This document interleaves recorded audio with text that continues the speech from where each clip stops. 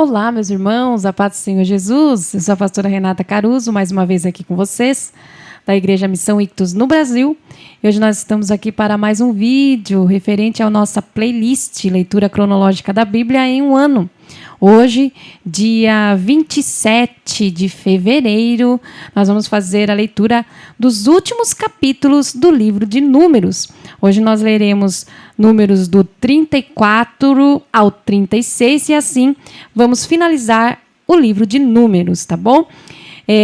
Então vamos lá? Números capítulo 34. O Eterno disse a Moisés: diga ao povo de Israel o seguinte: quando vocês entrarem em Canaã, estas são as fronteiras da terra que vocês estão recebendo como herança. Sua fronteira ao sul inclui parte do deserto de Zin, próximo da fronteira de Edom. Começa a leste, no Mar Morto, passa pela subida dos Escorpiões e dali para Zin. Continua para o sul até Cades Barneia, então até Hazar Adar e para Asmon, onde faz uma curva a noroeste para o ribeiro do Egito, e dali para o mar Mediterrâneo. Sua fronteira a oeste é o mar Mediterrâneo. Sua fronteira ao norte segue uma linha desde o mar Mediterrâneo até o Monte Hor, e desde o Monte Hor até Lebo Hamate, e vai até Zedade, prosseguindo até Zifron e terminando em Hazar Enã. Essa é a fronteira norte. Sua fronteira a leste segue uma linha de Hazar Enã até Sefã. A linha desce ao sul desde Sefã até Ribla e a leste para Aim, e prossegue ao longo das encostas a leste do mar da Galileia. A fronteira, então, segue o rio Jordão e termina no Mar Morto. Moisés ordenou ao povo de Israel: esta é a terra. Dividam a herança por sorteio. O Eterno ordenou que ela fosse dada às 9 tribos e meia. A tribo de Ruben, a tribo de Gade e meia tribo de Manassés já receberam sua herança. As 2 tribos e a meia tribo receberam herança a leste do Jordão, diante de Jericó, na direção do nascer do sol. O Eterno disse a Moisés: estes são os homens que serão responsáveis pela distribuição da herança da terra. O sacerdote Eleazar e Josué, filho de Num. Designe um líder de cada tribo para ajudá-los na distribuição da terra. Nomeie esses líderes. Caleb, filho de Jefoné, da tribo de Judá. Samuel, filho de Quislom, da tribo de Benjamim. Buqui, filho de Jogli, da tribo de Dan.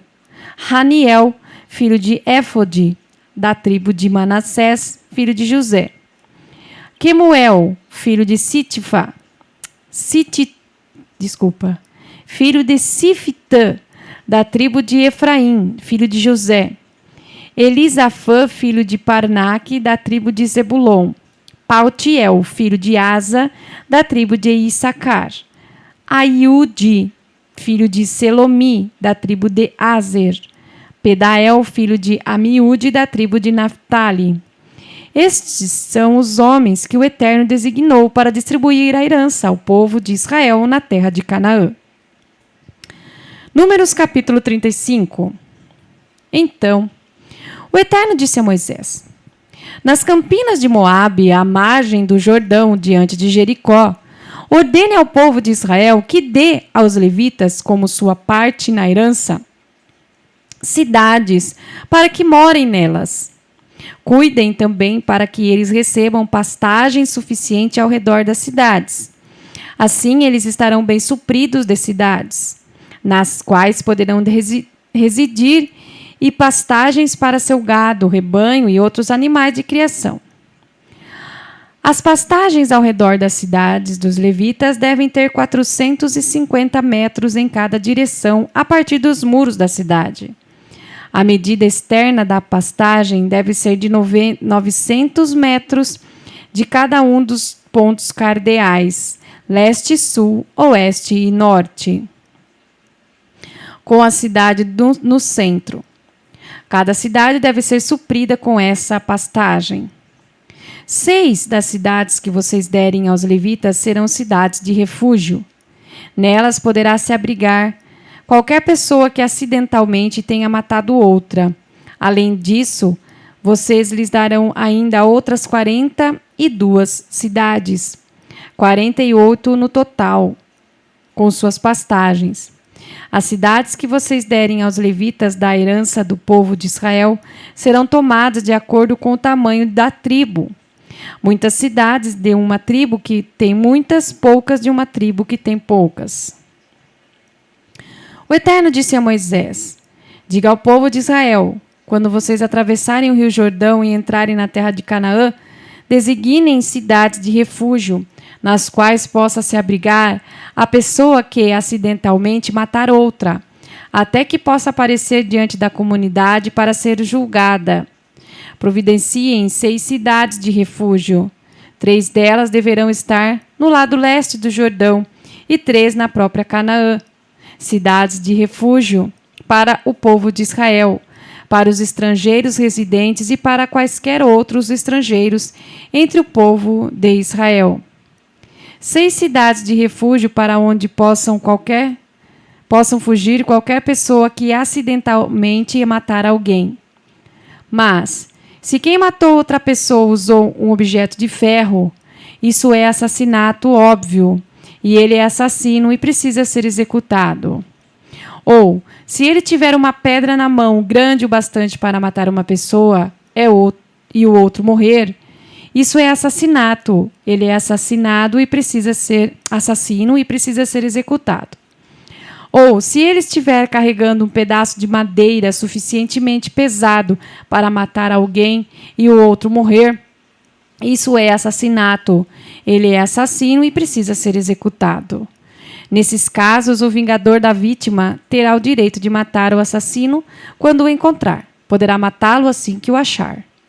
Ou, se um homem que por pura ira empurra outro e, de uma emboscada, atira algo nele e ele morre, ou com raiva bate nele com os punhos e o mata, isso é assassinato. Ele precisa ser executado. E o vingador da vítima terá o direito de matar quando o encontrar. Mas se ele impulsivamente empurrar alguém ou acidentalmente atirar algo contra outra pessoa ou sem intenção deixar cair uma ferramenta de pedra e matar alguém que ele nem sabia que estava ali e não houver suspeita de que houve briga entre eles, a comunidade deverá julgar entre o acusado e o vingador da vítima, de acordo com essas orientações. É responsabilidade da comunidade salvar o acusado de assassinato diante do vingador.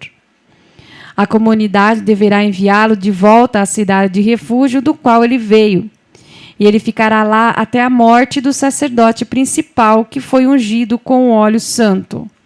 Mas se o acusado deixar a cidade de refúgio e o vingador o encontrar fora dos limites dessa cidade, ele terá o direito de matar o acusado, não será culpado de assassinato. Portanto, é fundamental que ele permaneça na cidade de refúgio até a morte do sacerdote principal. Depois da morte do sacerdote principal, ele estará livre para voltar à sua propriedade. Estes são os procedimentos para que se faça justiça a partir de agora. Não importa onde vocês estejam residindo.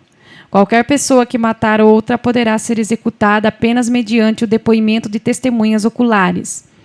Mas ninguém poderá ser executado com base no testemunho de uma única pessoa. Não aceite dinheiro de suborno em troca de qualquer pessoa que tenha fugido para uma cidade de refúgio, para permitir que ela volte à sua propriedade e viva nela antes da morte do sacerdote principal. Não contaminem a terra em que estão vivendo. O assassinato contamina a terra. A terra não pode ser purificada da morte por assassinato, a não ser pelo sangue do assassino. Não contaminem a terra em que estão vivendo. Eu também vivo aqui. Eu, o Eterno, vivo na mesma terra que o povo de Israel.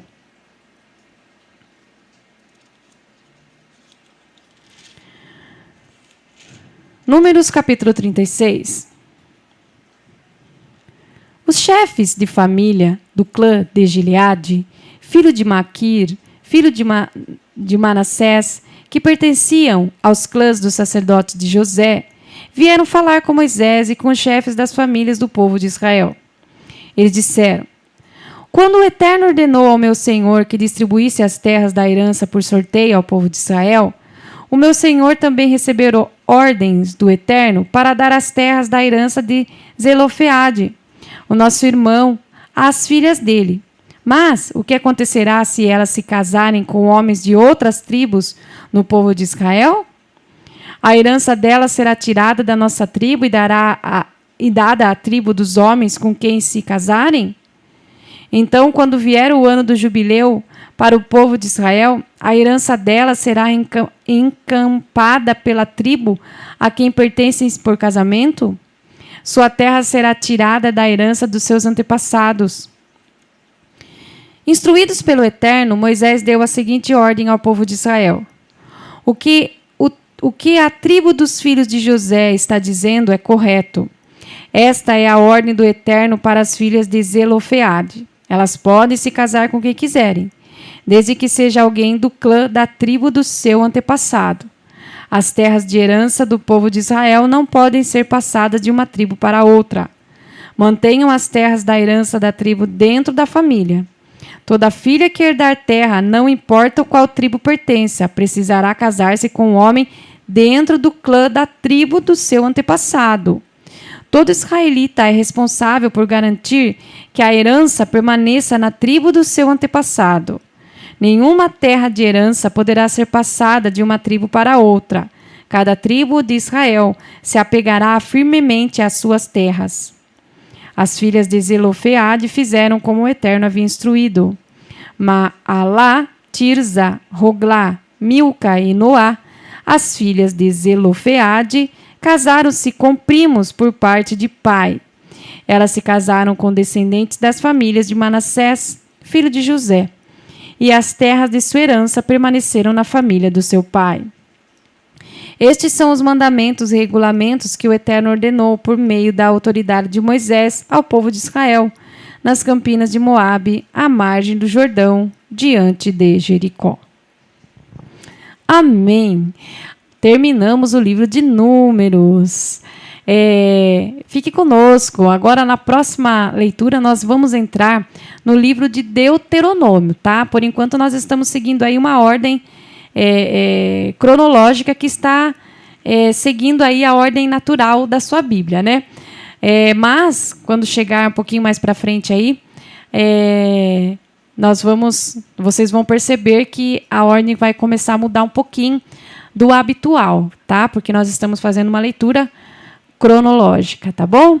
Então, Deus abençoe sua vida e até a próxima leitura.